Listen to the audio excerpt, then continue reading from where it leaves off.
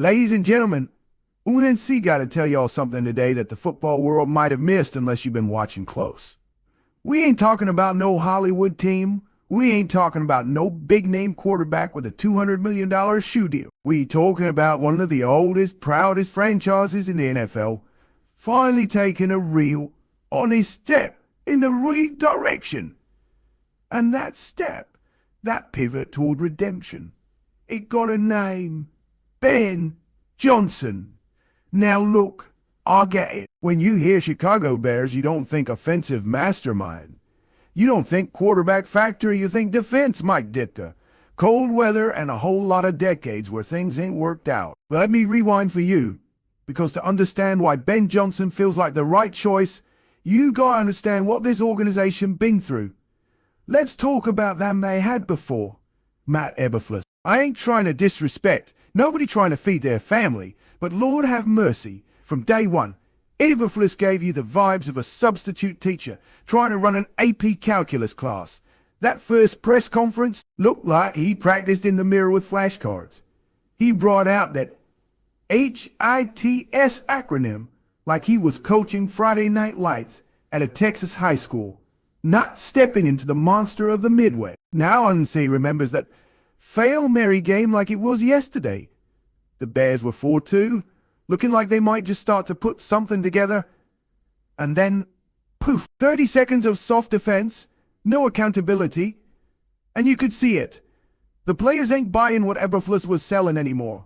Locker room unity? Gone. Momentum? Gone. Respect? Lost it like a cheap suit in the rain? They went 5-12 after that. Caleb Williams, bless that young man, got tossed into a tornado. 2 offensive play callers.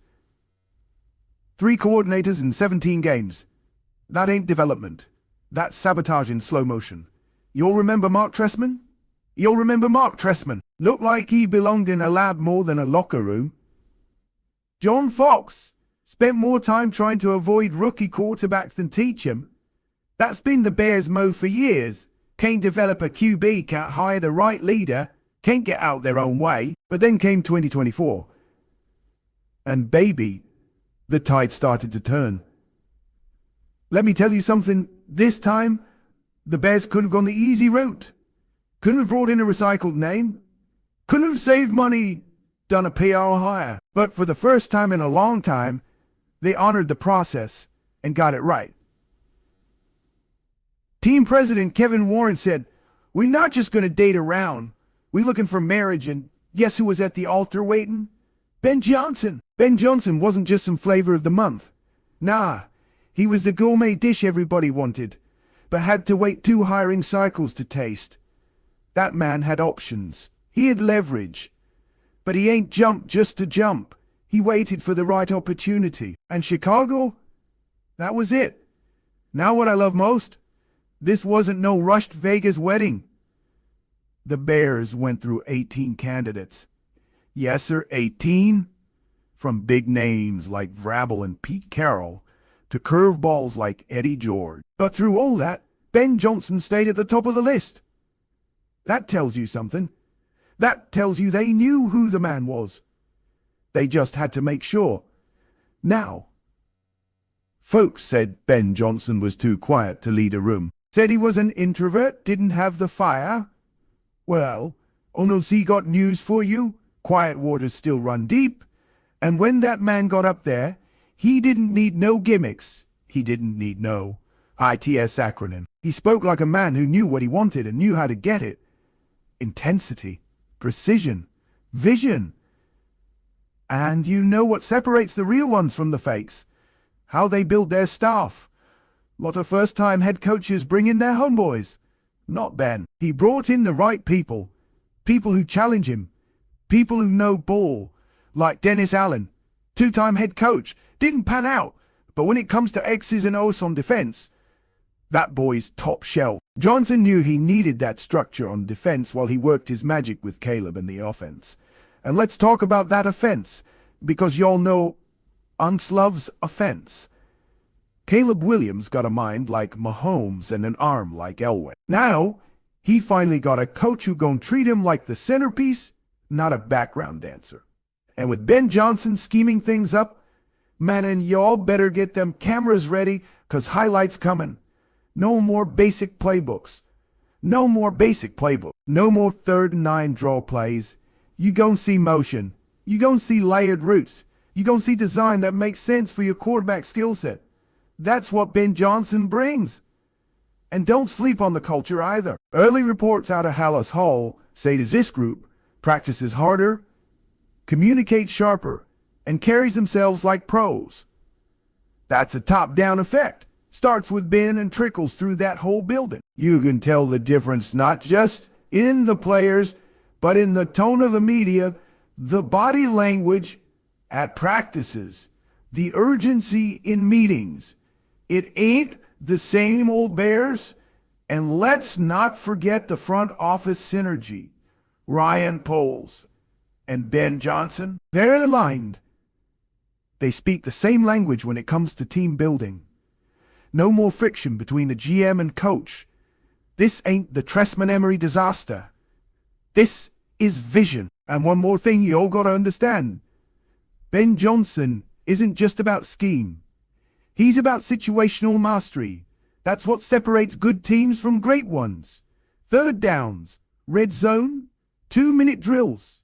Those details win games. Those details win games. And from what UNC been hearing, Johnson lives in that film room. He coaches details. He coaches the moment. That right there, that's what wins in January. He's also got the self-awareness that few first-time coaches possess. He knows the bright lights of Chicago can burn you out quick, but he ain't trying to be a celebrity. He's trying to be a champion. That humility, that focus, that's Bears football, baby. One of the underrated aspects of Johnson's impact has been his tireless preparation.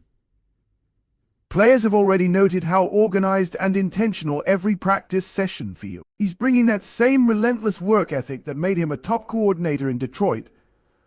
Only now, it's shaping an entire franchise. For decades, Bears fans have longed for a modern offensive identity. Johnson brings precisely that. Expect the Bears to join the ranks of teams running pre-snap motion, RPOAs, and option-heavy concepts that create space and mismatches, a complete shift from their outdated offensive philosophy. For the first time since arriving in the league, Caleb Williams isn't being set up to fail. With a stable system, a coach who believes in him, and a tailored playbook, the Bears are no longer just surviving with a rookie QB.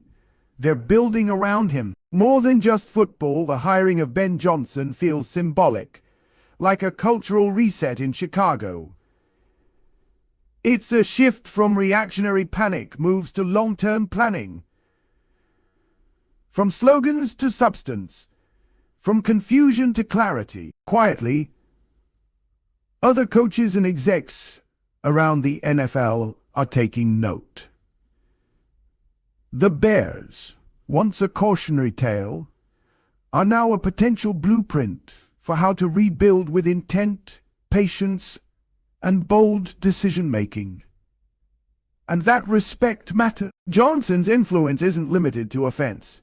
Special teams coordinator Richard Hightower has already credited Johnson for emphasizing situational drills that sharpen the team's edge in all 3 phases.